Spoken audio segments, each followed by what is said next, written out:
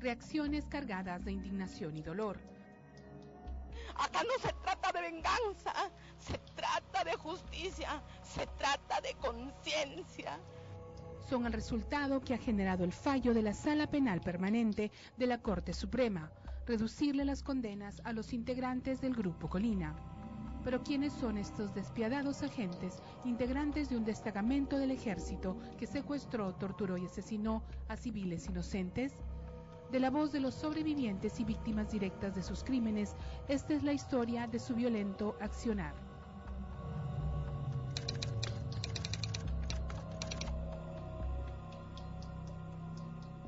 Javier Ríos Rojas es el niño de 8 años que murió en la matanza de Barrios Altos. Tal como relata su madre, recibió 12 disparos en el cuerpo. Una ráfaga de balas terminó instantáneamente con su vida e inocencia. Murió junto a su padre, Manuel Ríos Pérez. Cuando entro, le encontré a mi hijo sentado en una puerta con la escoba en la mano. Y pensé que estaba asustado, agachado, ¿no? Entonces lo cogí y mi hijo, lo miré, lo cargué. Entonces lo cargo, estaba todo caliente. Comencé a gritar, ayúdenme a llevar a mi hijo al hospital, por favor. Ayúdenme a... Gritaba, ¿no? Nadie me decía caso, pero todos estaban asustados mirando todo, porque era una cosa horrorosa. Cuando de repente comencé a agarrarlo, a besar el hijito, nada, ya todo, comenzó mi hijo a botar sangre por la boca, y cuando lo miré, acá tenía un hueco en la frente. Este es el niño cuya memoria de violencia pretende hoy olvidar una autoridad judicial y calificar su muerte como un simple homicidio. El 3 de noviembre de 1991 se realizaba una actividad en este solar ubicado en Barrios Altos, cuando agentes del Grupo Colina irrumpieron con violencia. Ingresan alrededor de 15 personas al solar de Guanta 840. Se está desarrollando en el primer piso una pollada. Hay muchas personas y el recuerdo de los sobrevivientes es que de repente hay una voz muy firme que les lanza groserías y a todos les dice que se lancen al suelo, y de repente, antes que alguien atine a hacer algo, comienzan los disparos. Según la declaración de los colaboradores eficaces, también miembros del destacamento Colina, es el mayor Santiago Martín Rivas quien inicia la matanza en Barrios Altos. Ese fatal día de noviembre asesinaron a 15 personas, dejando a 4 civiles gravemente heridos, quienes llevan las secuelas del atentado de por vida. Luego se comprobaría que no existía ningún miembro de Sendero Luminoso, tal como en un inicio se indicaron. El crimen de Barrios Altos me parece que significa como el caso emblemático de violaciones a los derechos humanos en el Perú, ¿no es cierto? Pero no solamente por la naturaleza del crimen, no solamente porque es evidente que un expresidente de la República, su principal asesor, un excomandante del ejército están vinculados a las órdenes que se emitieron para el crimen, sino por además una cosa muy importante para el Perú, digamos, Barrios Altos también significaba o significa un caso emblemático de la acción de la justicia en el Perú, digamos. Según la Comisión de la Verdad, las pericias balísticas confirmaron que los agentes habían rematado a los moribundos con un tiro de gracia. 152 casquillos de bala fueron encontrados por todo el solar. Los agentes utilizaron silenciadores, dejando una estela de muerte que hasta hoy se respira.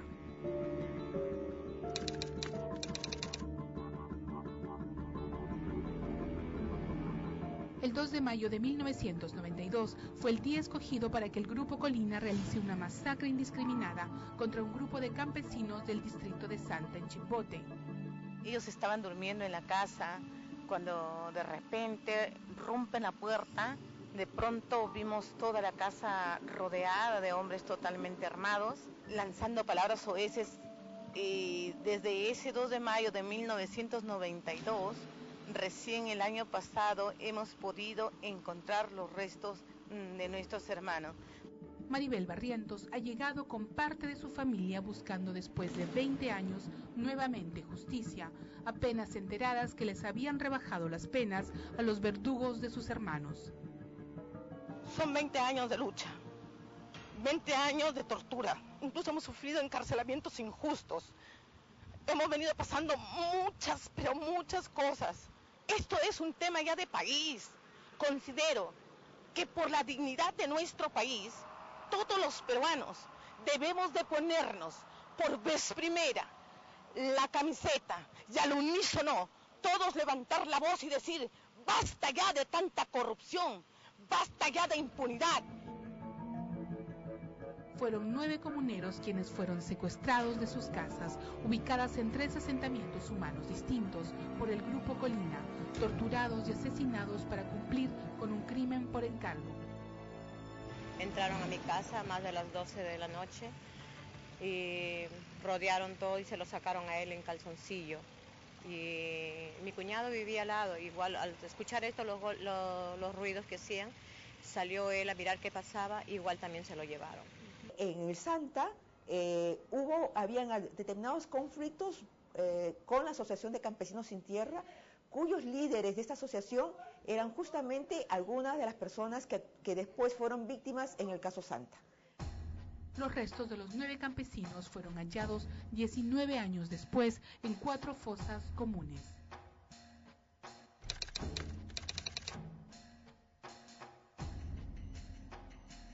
La madrugada del 18 de julio de 1992, el destacamento Colina ingresó a las viviendas universitarias de la Universidad Nacional Enrique Guzmán y Valle, conocida como La Cantuta, secuestrando a 9 estudiantes y un catedrático.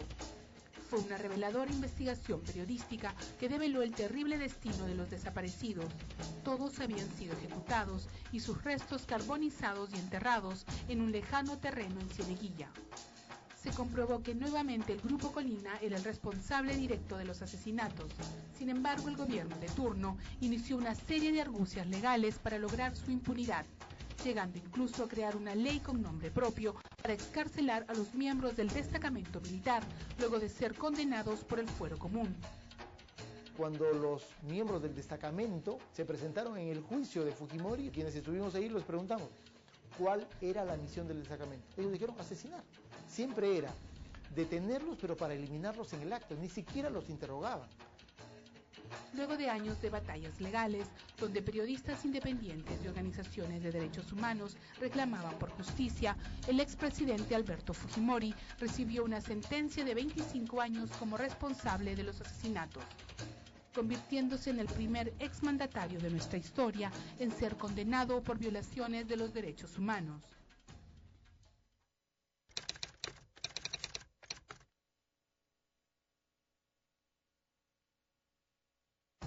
Pedro Herminio Yauri Bustamante, acucioso periodista, también figura en la larga lista de las víctimas del Grupo Colina.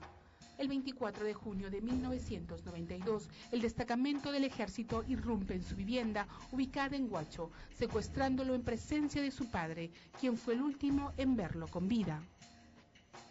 La Comisión de la Verdad reveló que Yauri se había convertido en un periodista incómodo para el régimen de turno, al denunciar en su programa radial los excesos de las fuerzas del orden y la corrupción de funcionarios. El destacamento, como tenía su accionar en todo lo que era el norte Chico, Lima y el norte Chico, accionan en Huacho, secuestrando a Pedro Yauri, que se encontraba durmiendo en la casa de su padre, golpean al padre de Pedro Yauri, lo atan incluso, y se lo llevan hacia una playa en Huacho. Hasta el día de hoy, su cuerpo no ha sido encontrado. Los miembros del Grupo Colina se niegan a revelar el lugar. ¿Cuántas personas mató Colina en un año? Por lo menos, de lo que se conoce, cerca de 60 personas. En por lo menos 10 operaciones especiales de inteligencia.